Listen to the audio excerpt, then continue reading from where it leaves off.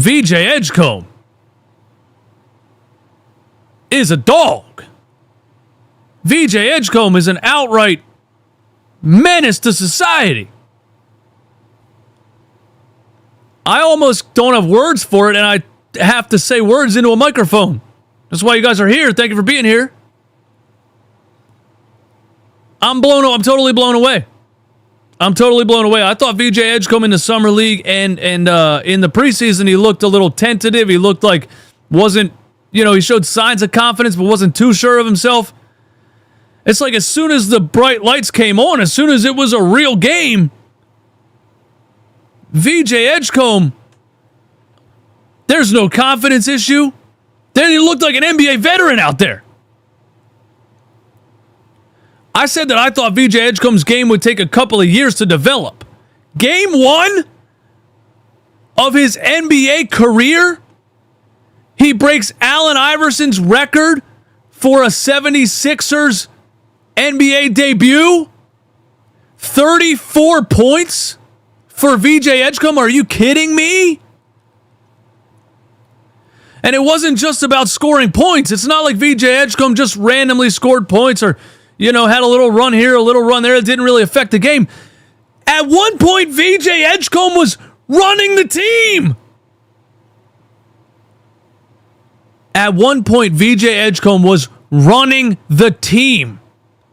The Sixers in the third quarter looked like a pile of dog shit. All right? And Tyrese Maxey hit 3 3-pointers in a row, trying his damnedest to keep them alive. Okay? And this was right at the end of Joel Embiid's last stint before he came out and didn't come back in. And Joel Embiid and Kelly Oubre both blew a rotation where maybe Derek White or somebody went all the way down the lane, wide open layup. Maybe it was Jaylen Brown again. And Joel Embiid was yelling at Kelly Oubre while Tyrese Maxey was running down the other side of the floor hitting threes. It just felt like two totally opposite worlds, right? And then after Maxey's little run, the Sixers dragged the Sixers back within 5 or 6, and then they went back down 10. VJ Edgecombe says, okay, I see you. My turn. Gives the Sixers 5 straight. Hits a 3. A tough bucket down the lane. Euro, righty lay, lefty lay. I don't fucking remember. Just bro. And after that 5-point run that VJ Edgecombe had, that brought the Sixers back within 5 or 6, he was walking towards the bench, yelling at the team, let's go. VJ Edgecombe just led an NBA team in his first ever NBA game. And he came up clutch at the end of that third quarter and the beginning of the fourth quarter and the first quarter. I mean, at 14 points in the first quarter. The 3-point shot was falling. I thought that's what was going to take some development time. And don't get me wrong, he was 5 for 13. But the 13 3-point attempts tells you what? Confidence, right? The fact that he'll miss 1 or 2 and not be afraid to take another open one. You saw it from the beginning of the game. The Boston Celtics were going to play this strategy. We're going to hound Maxey. We're going to hound whoever else. Embiid was probably part of their initial strategy. We're going to leave VJ wide open because we don't know if he could shoot or not. He wasn't afraid to make him pay. He kept letting it fly, 5 for 13. I'm blown away by not so much his ability, right? It's the clutch gene, the confidence at 20 years old, and the leadership from a kid that can't even buy a drink at the bar.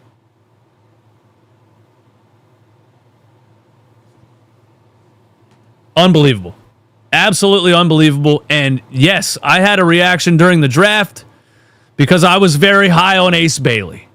And I thought, and I said a million times, I also think VJ Edgecombe could develop into a star. I just think he's going to take years of development. I'm going to say this one time, and I'm never going to say it again because I know some of you are going to harass me every single day for the rest of the year. I was wrong about that. All right? I was 1,000% wrong about that take on VJ Edgecombe. Because the confidence and the leadership ability that I just saw in his first ever NBA game, that's unfathomable for a rookie NBA player. He broke Allen Iverson's rookie franchise record. And he drugged the team back himself at the end of the third quarter into the fourth and was yelling at everybody to let's go. Did the 76ers just get a franchise-altering player? Wow. There is a lot more I want to break down. We got a lot more things we got to talk about. And I want to hear from you on the Discord. The Discord link is pinned at the top of the chat. I want to hear from you on the Discord. I was going to do a Twitter poll, but I couldn't even really think of something to say because we can't really vote on the best play, right? We can't vote on player of the game. We can't vote on play of the game or anything like that because VJ Edgecombe is the player of the game. And he missed 2 free throws towards the end that almost cost the 76ers the game, but I don't care about that.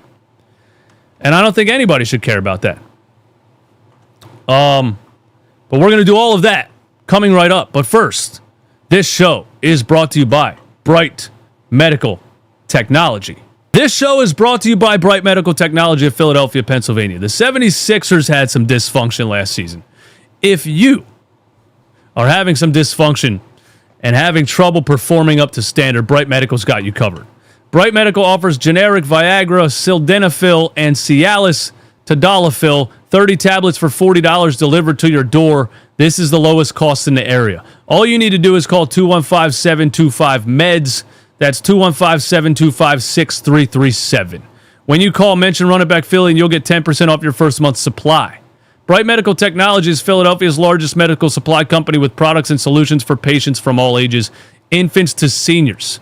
They are a family-owned business right in the heart of Philadelphia, PA, and they are fans of the show. Bright Medical takes all calls in-house, no automated call system, and speaks 9 languages. The Sixers might get back to performing this season, or they might not. We don't know.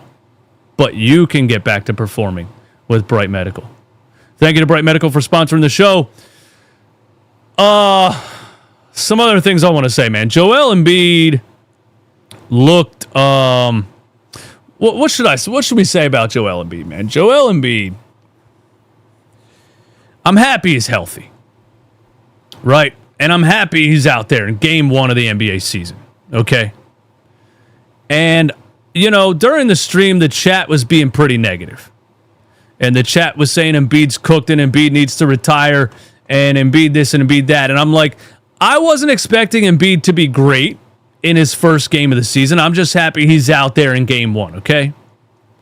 And he didn't look terrible in the first quarter. He was bricking some jump shots. He didn't really get under the rim too much. He got blocked on a mid-range jumper by Tillman Xavier, whatever his name is. So he was getting punked a little bit by a guy that probably shouldn't be punking Joel, you know, real Joel, the Joel that we're used to. But Joel Embiid, I'll say he didn't look terrible, and I wasn't negative about it. I was just happy he's out there. He's moving around. He looks healthy, right? He doesn't have a knee brace on. What we saw in the preseason, okay? But then into the second and third and fourth, I started to notice Joel Embiid's current lack of conditioning, right? And they said before the game that Joel Embiid is on a minutes restriction. And I realized that Joel Embiid's not going to have to be on a minutes restriction because Joel Embiid is going to minute restrict himself by not being able to play past a certain amount of minutes. And you saw that in this game. Once Joel Embiid was gassed, it was a wrap. He couldn't play defense. They were destroying him on the pick and rolls. He couldn't move fast enough. It was over. And the play where him and Kelly Oubre both went the wrong way or miscommunication, whatever it was, and Derek White got the layup or Jaylen Brown, that was it for Joel Embiid. They pulled him out. They didn't put him back in. I'm happy Joel Embiid looks healthy. I'm happy his knee looks healthy. It's going to take time for him to be in shape. But and I think this is where I'll go with what I was gonna say. I was gonna ask a Twitter poll, but I'll just ask you guys straight up. I'll just ask the chat. I guess we could put Twitter up here, or we could, I don't know, but I'll just ask the chat. Do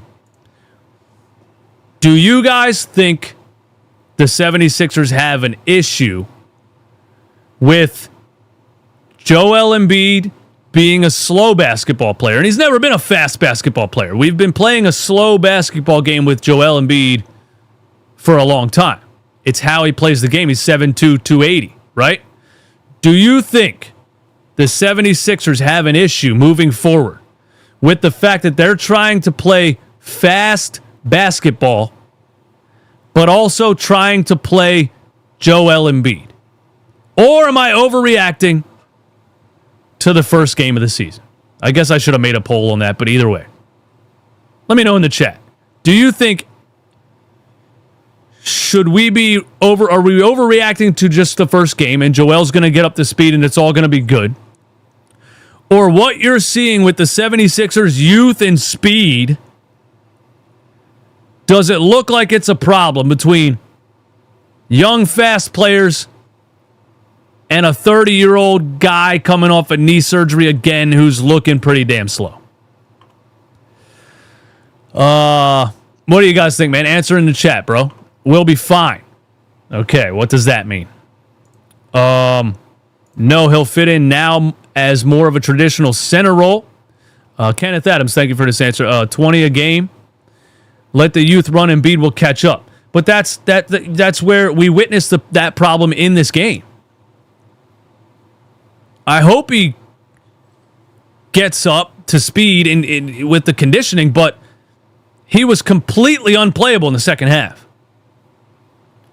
So if over the course of the next couple weeks he gets up to speed and he's not completely unplayable defensively in the second half, then I don't think we have an issue. I don't know, man. I still think it's difficult. We're watching a young youth movement, and then we have two old guys with knee issues. And I may be overreacting, but I don't know. It looked to me like Joel Embiid was completely unplayable in the second half. And I don't know. I don't know if Joel Embiid can play that style of up-tempo, fast game. And when you talk about traditional center, can Joel Embiid just be a traditional center? Is that even really in his DNA? I just think he plays a superstar type of center game that revolves around him. I don't know, but I'm happy that he looked healthy. I'm happy that, no knee brace. He's out there moving around. He's out there doing things. He definitely looks slow right now, especially in the second half. I just think he wore down. I just think he burned out after, about 20 minutes of play. Let's see what the best offer out there is. If we don't like, just keep him. I don't think... well, they're not going to do that after one game. We know that. It's always a tough thing with Joel Embiid, man. It's always like, if he's healthy and himself, you're not going to trade him because he's one of the best players in the world, right? And if he's not healthy, you can't trade him because he doesn't have any trade value if he's not healthy. Let Embiid be a defensive anchor and let him cook on offense. What do you mean defensive anchor? I haven't seen Joel Embiid play defense for 2 years. What the hell did you watch tonight that made you type, let Joel Embiid be a defensive anchor? He couldn't move in the second half. Guys were running right past him. Nick Nurse had to take him off the floor and didn't bring him back. Nick Nurse played no center for the rest of the game. Which, by the way, Joel Embiid looked unplayable in the second half. But Nick Nurse elects to go Noah Dembona, Andre Drummond looked horrible in the first. Andre Drummond played 3 minutes in this game in the first half. He looked absolutely atrocious. Come on, man. We saw it last year. Andre Drummond is cooked. I told him on Twitter he's washed. He said he was injured. He said, watch what I do when I come back. I'm like, all right. Andre Drummond still looks just as bad. I would have liked to see a Dembona out there with that small ball lineup, that fast lineup, because I think he has the youth and speed, and at least then you get some rim protection. But Nick Nurse just doesn't seem to be a big fan of a Dembona. But that fourth quarter small ball lineup, I thought it was going to kill us. Because Neem Kete, damn it, hold on. Niemas Keta was destroying us, bro. Just running right to the rim like 3-4 plays in a row. We had Dominick Barlow basically playing center in that lineup. And I'm like, we're cooked. And that's when VJ Edgecombe went on the run that he went on, and the Sixers clawed their way all the way back. And by the way, I don't want to forget to shout out Kelly Oubre. A corner three that if he misses that, we might lose. I think we were down by 1 at that point. I was yelling at Kelly Oubre in the beginning of the game to stop shooting the damn ball because he's a brick fest. We got VJ Maxey and Grimes on the floor. And Kelly Oubre hits a corner three to put us up. And might have been kind of pseudo a game winner. Now, I don't want Kelly Oubre to use that and continue his ridiculous level of self-confidence that in the long run hurts the team, because Kelly Oubre shouldn't be jacking threes when there's other players on the floor who should have the ball in their hands. But he made the shot. Also, Quentin Grimes, a block on Peyton Pritchard late that saved the game. Great defense. Peyton Pritchard trying to jump sideways and backwards and do all this Jalen Brunson shit. He didn't fall for it. He didn't foul. Blocked the shot. Beautiful play by Quentin Grimes right there. And then VJ Edgecombe also. One of those final plays down there. He's amongst the trenches coming down with a huge defensive rebound to basically seal the game. And then gets a jump ball against PP. And VJ jumps over PP to win the jump ball.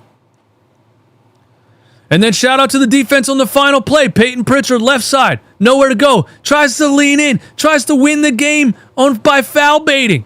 And Jaylen Brown tried to flop off ball right before that to try to draw some fouls. These guys, the referees were not hugging the Celtics in the third quarter. They had 13 free throws in the third quarter to our 2. They were calling everything for them. And then the fourth quarter, the Celtics just thought, oh, they're going to keep doing that for us, so let's try to... And the Sixers win the damn game. Anyway, I went on a little bit of a tangent there.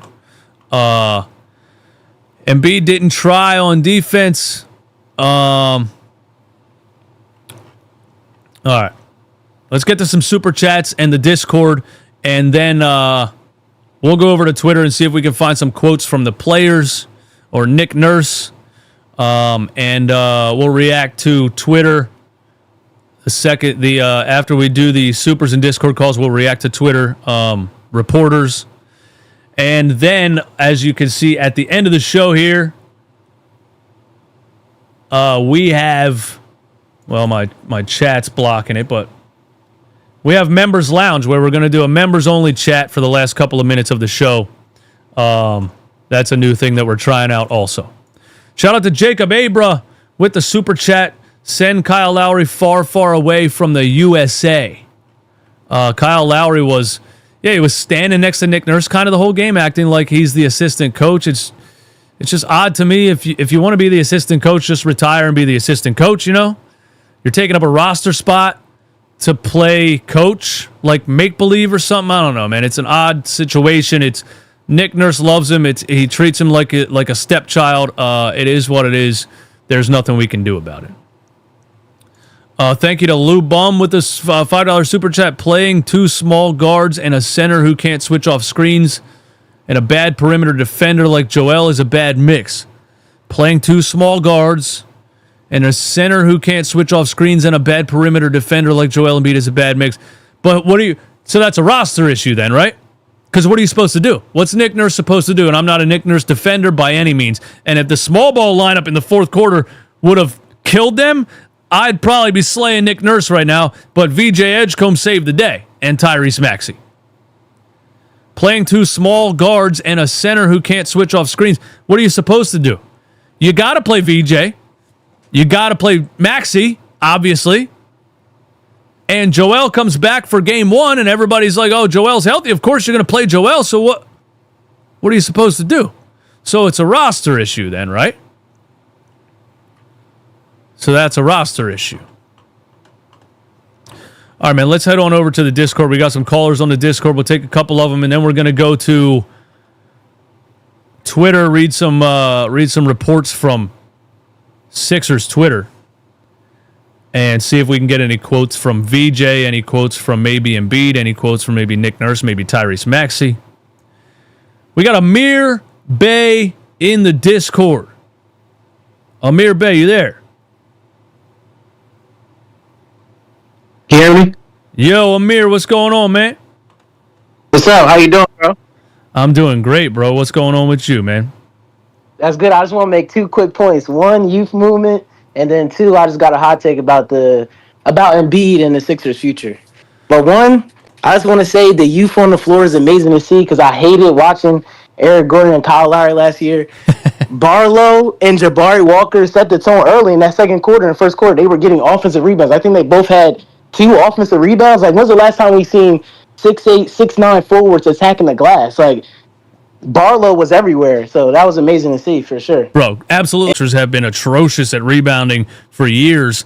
It's so nice to see guys like that. I think Barlow had 3 offensive rebounds in the first quarter, and you saw him do that in the preseason, man, and he's just a motor. He never stops, man. It's great to have those guys out there. I agree. Yeah, and then I just want to talk about VJ and Maxey. I always thought VJ was going to be a great fit because of his downhill attacking style, and I thought he was going to be a better player in the NBA than in college because college is more condensed. It's a lot of zone in college. You didn't have much space in the NBA. So much man. It's so much space for him to work with, and he works very, very well next to Max. That's why I thought like maybe Ace Belly might be the better player, but I think VJ is the better fit and he can do it all on a basketball court. And he, as a rookie in his first game, broke Allen Iverson's record, and at times he's playing point guard. He's leading our team. This is his first game in the NBA. Like, it's crazy. Yeah, bro, that's absolutely insane. Yo, Amir, thank you so much for the call, brother. I appreciate it. Sorry to cut you off like that, bro. I didn't try to do that. Yeah, I completely agree, bro. And that's an amazing point that you just made about VJ and the spacing, because some players are just better in the NBA than they are in college, because of the spacing and the style of play. And you're so right. VJ's speed and athleticism, it may have been difficult for him to get downhill in college basketball where there's a lot of zone and a lot of things like that going on where guys are packing the paint and the court is even smaller, versus the NBA. And I think you're right, man. You see him in space. He is fast as hell. He beats everybody down the floor. He attacks the rim. He can go right hand, left hand. VJ Edgecombe. I can't say enough about him, man. It was great to watch, and now I'm excited to watch, him for the rest of the season. Let's get to Carson on the Discord. Yo, Carson, what's going on? Yo. What's up, Carson? Yo, I'm just gonna say a couple things quick. I still hate Nick Nurse. I hate how he stands on the sideline and just complains about calls and talks to the refs about transition defense when it's our fault on transition defense. It's not like it's the refs that are playing for our team. And he yells at the refs instead of our team, trying to get them together. But overall, I think it was a great game. And I feel like last year we had nobody on our team except Maxey who would just make you want to jump up and start clapping for your team like VJ Edgecombe, and that's like what he made me do today. I was laying down watching the game and I saw VJ get that. Remember when he drove to the left and jumped off one and dunked with his left, I think? Oh, yeah. First quarter? So, yeah. Yeah. He made me jump up like I was on crack, and I was like, I haven't felt like that in a while for a Sixers player, except Maxey last year. But sometimes Maxey would have an off game, and nobody would make you do that. And yeah, well, I mean, VJ's gonna, he's gonna have some ups and downs throughout the season too. But dude, you're so right. The level of fire that he brings is nice to see. Because we watched. I feel like a lot of boring basketball for a long time, a lot of slow basketball for a long time, and this kid's he's just fun to watch, dude. I agree. And I'm glad to see that Embiid can stay out there for not a lot of time, but I'm glad just to see him back out on the basketball court. I'm sure he'll get better as the season goes on. I hope he does, because that'll help out our team a lot. He needs to work on his conditioning, like you said. And one more thing, I think a lot of respect needs to go to Dominick Barlow, like the other guy said. He's played really good. He was kind of like the Gershon Yabusele of last year, just better. Absolutely, man. Absolutely. Shout out to Barlow, and I agree, man. Thanks, Carson. I appreciate it, man. Shout out to Carson on the Discord. Yeah, Embiid's gonna be all right. I think that's back to where I'm at, man. Like, he looked incredibly slow in the second half and basically unplayable. But at the same time, we've seen this from Joel Embiid before, and I think, Carson, thank you so much for bringing that up, because you kind of set me straight here with Embiid, I think, with what you just said. I think that we should be happy that Joel Embiid's healthy. And I remember a couple of years ago, he was healthy, and the beginning of the season, he looked slow, because he doesn't do much in the offseason. And that year, he wasn't rehabbing an injury. He just doesn't do much in the offseason because he doesn't want to get hurt, so he doesn't play like pickup or anything like that. So it takes him a couple of games every season in the beginning, right, to get up to speed. So I think that's where we should be with Joel Embiid, and I think you're right, Carson. I think we should be happy that he's healthy, and we should just have some patience and wait for him to get up to speed. I completely agree with that, and that's a positive take, and I'm being positive. DJ Eastwood's out here being positive. Who would have thought? Who would have thought? Let's get one more caller on the Discord, and then we're going to go over to Twitter. Yo, my man Jarrett Newsom is in the house. What's up, brother? How you feeling? Jarrett Newsom, what's good, bro? Oh, man. Hey, man. Trying to get up on my technology, man. Doing a Discord thing. You got it, man. You got it. What's next? You going to be on TikTok? TikTok. Only way I'm going to TikTok, if you go to TikTok. I put reels and clips on TikTok. I don't really like it, though. What's up, man? Oh, man. Hey, I got to give it up to the Sixers, man. They really showed a lot of heart tonight, and that's basically what it comes down to. This new kid, man, this rookie, he looked like he could be a game changer. For real. And that's what I didn't expect, man. I didn't expect to see somebody control an NBA game like that. His first ever NBA game. That's wild. It is wild. And, he took more shots than anybody else, and that shows me right there. It's like, look, and when he came to that bench and said, hey, look, let's go.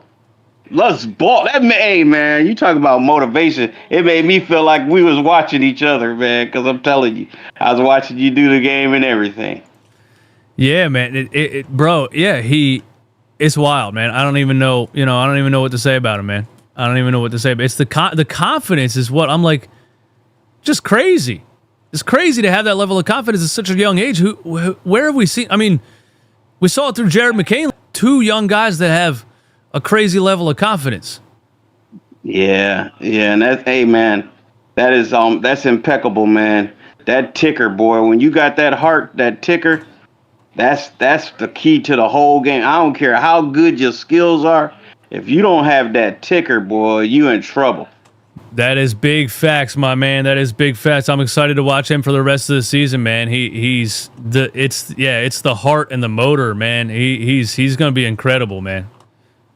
Yes, sir. I'm gonna tell you, man. The thing for me, I put it down. I put it down on chat. I said, look, man, I can't get away from it. I've been a Sixer fan too long, bro.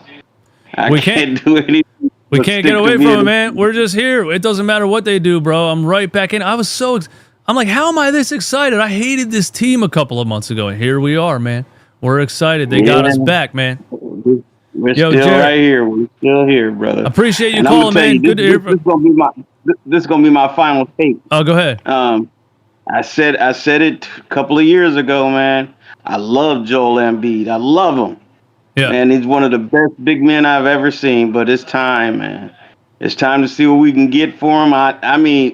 We have to be able to basically get him up to speed and get rid of him. because it's a change on the guard, bro. That's you what can I see it. That's what I was kind of saying. Did you hear my question at the beginning of the show where I was like, we're seeing two different things. We're seeing a youth movement, and we're still trying to put these old guys with the knee injuries on the floor, and it's like, at what point do we call it? You know what I mean? I don't have an answer. I can't choose either way, really, man. But I don't blame the people that have that opinion, because I think it's looking like that. Yeah, it's starting to look like that, bro. Hey, it's always a pleasure to talk to you, man. You be cool. All right, Jarrett. Thank you so much, man. Good to hear from you. Shout out to Jarrett Newsom, longtime caller of the show, man. And yeah, that's the thing, bro. You can't. I don't know. How do you get Embiid up to speed and then trade him? You know? But is that what Daryl Morey should do? Should you say, screw it? Tyrese Maxey's 25, right? We got Jared McCain coming back. VJ Edgecombe's out here leading us to victory at 20 years old. We're flying up and down the floor. And even if we don't believe they can win a championship this year, we need to rock with this crew in the future. So it's time to cut it off. Is that what Daryl Morey should do? Should he say, let's just get Joel Embiid up to speed and trade him for whatever we can get so we can move forward with this youth movement? Because don't forget, he's signed until 2029. That's a tough decision. And as much as I slander Daryl Morey, I'm glad I'm not the GM that has to make that decision. But, they're obviously not going to make that decision anytime soon. So we're going to see what Joel Embiid looks like throughout the season if he gets back up to speed. And then, we'll probably have clearer takes on things like that. Let's go over to Twitter. Let's see what they're saying. Sixer Daily on IG. We are so back. You just knew that kid was going to be something special the second we heard from him on draft. Dude, it's facts. And listen, you guys were right. Okay, when it comes to mentality and personality, right? When I was saying Ace Bailey's 6'9", 210, has a buttery smooth jump shot, has all the makings of a superstar, you guys were telling me, yeah, but he's a diva, but he's the next Ben Simmons, whatever, right? And you were telling me you take VJ Edgecombe because he's humble and he's going to work his ass off and he's just appreciative to be here. And he has that mentality that you want from a player. And you guys are right. You got to choose one or the other. I think Daryl Morey made the right decision. I do. I hated it at the time. I was wrong about it. I think Daryl Morey made the right decision. This kid proved me wrong in about, how many minutes did he play tonight? 35? 35 minutes it took for VJ Edgecombe to make DJ Eastwood look like a jackass because he proved me so wrong. And now I'm seeing that mentality, that killer instinct, that hungry dogs run faster type shit, right? Ace Bailey out here, I want to go to this team. I want to go to this team.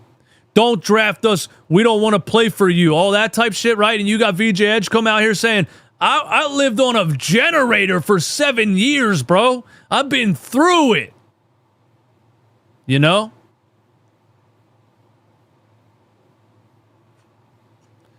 Wow. Breaks Allen Iverson's rookie record. His first game of the season. I wanted Sixers Twitter. I'm getting a bunch of Victor Wembanyama highlights, which I'll watch, after this show is over. Some players get welcomed to the league. VJ welcomed the league to him. Unbelievable. There it is. There's a screenshot. Most points scored by a 76er in an NBA debut. VJ Edgecombe breaks Allen Iverson's record. VJ Edgecombe with 34 points, most rookie debut. Frank Selvey in 1954 had 35. I thought he scored more points. Wilt Chamberlain and Frank Selvey. The only players in NBA history to score more points in their first ever NBA game are Wilt Chamberlain and Frank Selvey. I don't know who that is. In 1954, the top three, Wilt Chamberlain, Frank Selvey, and VJ Edgecombe. Are you shitting me? That's absolutely unbelievable. This kid just scored 34 points in his NBA debut. LeBron James didn't do that. Michael Jordan didn't do that. Magic Johnson didn't do that. Larry Bird didn't do that. Kobe Bryant didn't do that. What are we supposed to say? The kid's on a list with Wilt Chamberlain. Rookies don't have that composure. You know, he scored 14 points in the first quarter. I expected him to cool off. I was kind of going to expect him to disappear. I expected him to kind of disappear in the rest of the game, and then we could be like VJ Edgecombe had 14 in the first quarter, and that was nice for a rookie, and then he cooled off, and then the defense kind of got him off his game, and he didn't waver at all. He came back stronger than ever at the end of the third and literally drugged the fucking team to victory. I've never seen it before in my life. Wow. Wow. And that's, I mean, look, I guess Sixers Twitter, that's the only thing we're going to be talking about is VJ Edgecombe, right? But by the way, shout out to Sixers Justin on Twitter. Dominick Barlow. Not enough love in this show yet for Dominick Barlow. This guy is exactly what the 76ers needed. For some reason last year we thought Gershon Yabusele was what we needed at the 4, right? And by the way, Dominick Barlow was playing center at one point, unless it was Jabari Walker was playing center. I don't know who. Nobody was playing center really in that fourth quarter lineup. Dominick Barlow. The fighting for rebounds, the crashing the offensive glass, the refusing to stop. Oh, that's such a breath of fresh air, isn't it? And he can't shoot. And I kind of wish he could because his jumper doesn't look too bad. But man, Dominick Barlow, what a great addition to the 76ers team. Yo, shout out to Alexander Vischer with the $5 super chat. I feel like VJ is still pretty raw talent, but all in all, I'm thinking we're good in a good place as long as the senior citizens don't get minutes. I feel like VJ is still a pretty raw talent. I don't know what you mean by that. I honestly don't. If you mean that VJ Edgecombe is still going to get a lot better, I agree with you. But when we say raw talent, we're normally talking about somebody who has athleticism and some kind of physical tools, right? But doesn't really know how to play the game yet. Right? That's what most people mean when they say a guy has raw talent. He's got the physical tools. He's got the athleticism. He needs years of development. He needs to learn how to play the game. He needs to learn composure, pacing, speed, patience, confidence. I watched VJ Edgecombe go right at Jaylen Brown face to face at the rim in his first ever NBA game. I watched VJ Edgecombe down the lane, Euro step, right hand, switch to the left, finger roll, lay off the glass. Disgusting. I watched VJ Edgecombe when the 76ers were sinking and drowning. I watched VJ Edgecombe rip off 5 straight points and scream at the 76ers team to fire them up. That, to me, isn't what I think people mean when they say raw talent. VJ Edgecombe looked like a damn NBA veteran out there. And I agree he's going to get much better, and that should be the scary part for the NBA. That should be the scary part for the NBA. Yeah, he's only going to get better, man. He's only going to get better. I wasn't, But hey, thank you for another $5 super chat. Maybe if I just disagree with every super chat, you'll just keep paying more money for more super chat. I'm just kidding, man. Thank you so much for the support. And yeah, if that's what you meant, I get it. I absolutely get it. He's only going to get better. And he was 5 for 13 from 3. But I'm going to say it a million times. The confidence is what I loved. The confidence is what I loved, man. And you know, even with like the preseason and the summer league, we were saying that his 3-point shot needs work, right? He was airballing wide open threes. He was missing bricks and all this. And it looked like his shot was going to need a lot of time to come around. But I just have to commend his confidence. Because you could say you can't shoot.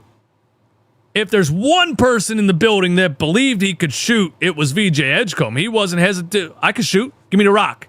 Oh, you're going to leave me open? I got you. I'm going to shoot it. You know? Basically, Kelly Oubre level of confidence. And Kelly hit the big 3 in the corner. 2 guys with outrageous confidence, VJ Edgecombe and Kelly Oubre. Yeah. Listen, I think that's all I got to say, man. Thank you guys so much for calling in on the Discord. Thank you so much for the Super Chats. Oh, we got one more Super Chat, and then we're going to get to the Members Lounge, which is a members-only chat for the last couple of minutes of the show. Mufasa Sports Club, VJ is going to be a star. Barlow is a steal that I didn't see coming. Love the effort from Walker as well. We're only going to get better when Joel and Paul George get their groove back, in addition to McCain coming back. Let's go Sixers. Shout out to Mufasa Sports Club for the confidence there. The positivity of feeling like Joel and PG are going to get their groove back, because a lot of people feel like, again, we need to move forward with this youth movement and forget about Paul George, Joel Embiid, try to get what we can in return. So shout out to Mufasa for being on the other side with the level of confidence that Joel and Paul George are going to get their groove back. I think Paul George will get his groove back. And you know what? I think you're right, man. It's going to take Joel Embiid some games to get back his conditioning up, but he looks healthy. That's the positive part. He looks healthy. He definitely gassed in the second half and was unplayable, but he's going to get his conditioning up and he looks healthy. That's the good part. Thank you so much for the Super Chat. Screaming Paranormal, I can't wait to see what we look like when Jared comes back. I'm glad we didn't overpay for Grimes too. Maxey, VJ, McCain out there getting buckets. Grimes hit a huge 3 on the left wing in the fourth quarter, right? And then he had the big-time block on Peyton Pritchard really late in the game that saved the game for us. But I didn't think Grimes looked comfortable out there most of the game. I didn't think he looked like he gelled out there most of the game, and that's just Grimes, just signed and not being at training camp and all those types of things. So maybe Grimes will come around also. But, yeah, adding Jared McCain to that, man, that is going to be a quick plethora of guards. And now we're switching the chat to members only. Shout out to Sicko Nation in the building. Members only chat. Let's do the members only Q&A here for the last couple of minutes of the show. And then I'm up out of here. Amir Bey. What's good, my man? I think Amir already called the show, but shout out to Amir for being a member of the channel and dropping a question or a beat. And Paul George, $50 million until 2029, but we have youth who are fast, but 2 aging stars who thrive in half-court, tough situation. It is a tough situation. It is a tough situation, man, because I don't know. It's one game. I think where I'm going to be at is it's one game. And I can't have a full-on opinion on this topic after one game. But I'm going to agree that the youth movement looks amazing. But I'm not gonna say we need to move on from Joel Embiid and Paul George after one game. I do think this, right? If we go like we did last season if we play a lot of games without Joel Embiid and Paul George like we did last season, we're in a lot better situation to win a lot more games, right?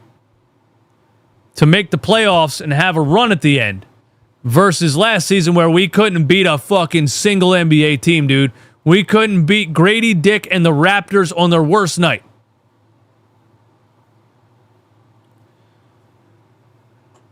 So we're in a lot better shape to survive without Joel Embiid and Paul George until they're ready.